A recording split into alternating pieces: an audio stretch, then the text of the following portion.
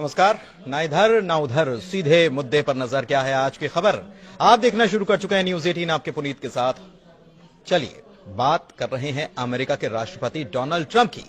भले ही अमेरिका की कोशिशों के बाद इजराइल और हमास के बीच जंग थम चुकी हो, या फिर दूसरी तरफ उत्तरी गाजा में भी एक बार फिर से निर्वासित हुए फिलिस्तीनियों की वापसी शुरू हो चुकी हो, लेकिन अब ट्रंप ने एक बार फिर से जो बयान दिया है उससे पूरे मिडिल ईस्ट में ही हड़कंप मच चुका है। दरअसल ट्रंप ने जोर देकर कहा है कि फिलिस्तीनियों को जॉर्डन और मिस्र जाकर बस जाना चाहिए।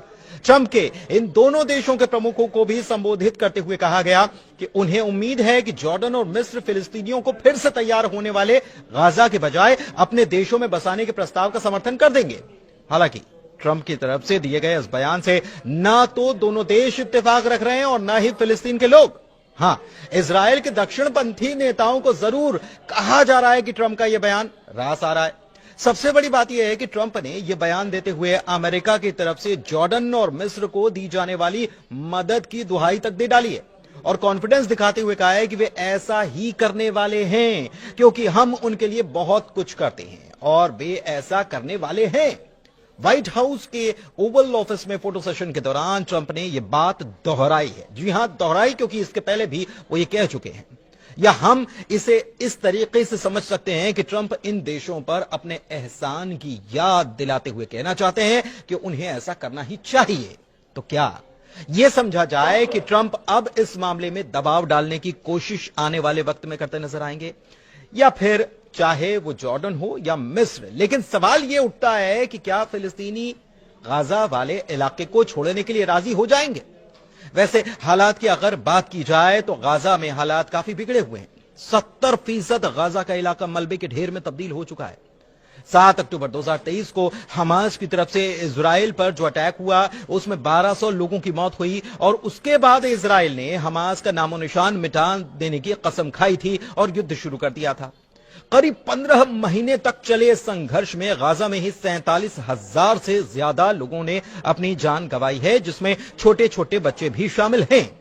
दूसरी तरफ गाजा में स्कूल से लेकर अस्पताल तक सब तबाह बर्बाद हो गया। ऐसे में गाजा उजड़ा है, वीरान है। तो क्या फिर भी गाजा में लोग लौटना चाहते हैं? इसका जवाब है हां। लोगों ने क्या कहा यह आपको हम जरूर बताएंगे, लेकिन उसके पहले ट्रंप के बयान को समझते हैं। फिलिस्तीनी नेतृत्व संयुक्त राष्ट्र और क्षेत्र में अमेरिकी सहयोगियों के प्रस्ताव के व्यापक विरोध के बावजूद डोनाल्ड ट्रंप ने दोहराते हुए कहा है कि बड़ी संख्या में फिलिस्तीनियों को गाजा छोड़कर मिस्र या जॉर्डन चले जाना चाहिए। पत्रकारों ने जब उनसे सवाल किया तो उनका कहना था कि वो गाजा के फिलिस्तीनियों को ऐसे क्षेत्र में लाना चाहेंगे जहां पर वो बिना किसी व्यवधान, क्रांति और हिंसा के रह पाएं।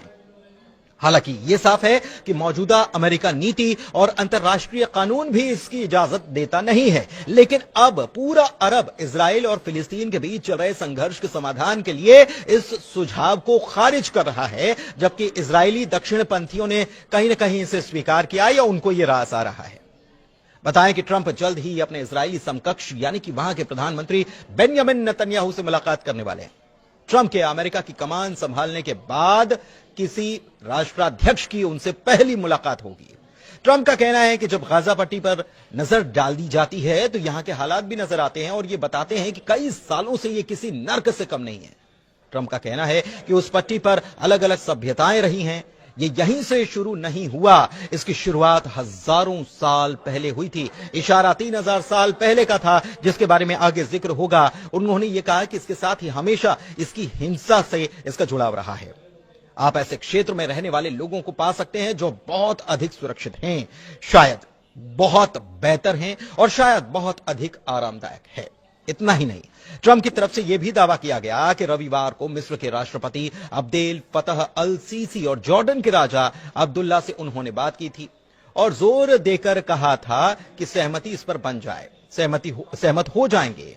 हालांकि आपको बताएं कि अम्मान और काहिरा दोनों अब तक इस बात पर अड़े हैं कि ट्रंप का सुझाव गैर स्टार्टर है। मिस्र की मीडिया में मंगलवार को जो खबरें आई उसमें यह दावा किया गया था कि सीसी ने ट्रंप से बात ही नहीं की। उधर गाजा की बात करें तो यहां का 70% बुनियादी ढांचा मटिया मेट हो चुका है। 2.3 मिलियन आबादी गहरे संकट में। 15 महीनों में 47,000 लोगों की मौत हो चुकी है और 90% लोगों को अपने घरों से विस्थापित होना पड़ा है।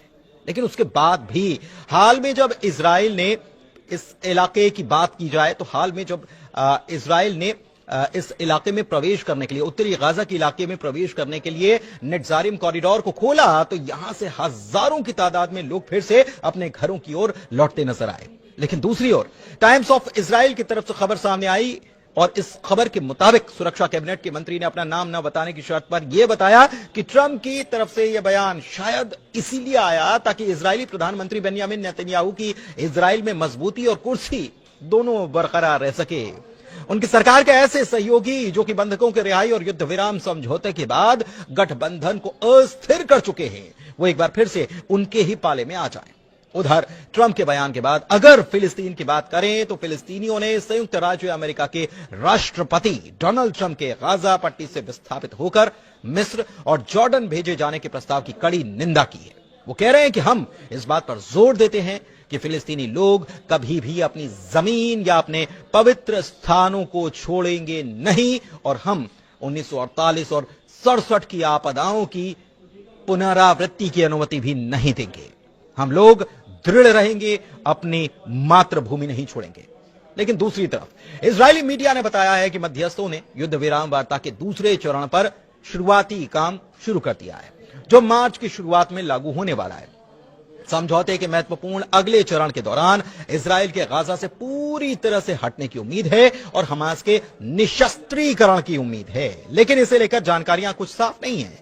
वैसे इससे पहले आपको याद होगा कि कुछ वक्त पहले इजराइल की तरफ से एक मैप जारी किया गया था और इजराइल के मैप से अरब देशों के हुक्मरानों के जिस्म में आग सी लग गई।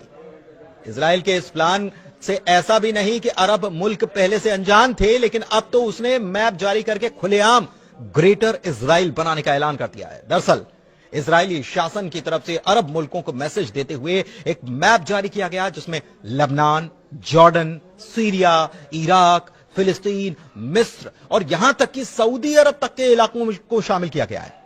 इस पूरे प्लानिंग का नाम है the greater Israel plan. Israel के विदेश मंत्रालय ने सोशल मीडिया पर एक पुराना नक्शा जारी किया और यह कहा कि वो इजराइल को ग्रेटर इजराइल बनाने के लिए प्रतिबद्ध हैं। ग्रेटर इजराइल का मतलब अब अखंड इजराइल से है, जिसमें लेबनान, जॉर्डन, सीरिया, इराक, फिलिस्तीन, मिस्र और सऊदी अरब के कई इलाके शामिल हैं।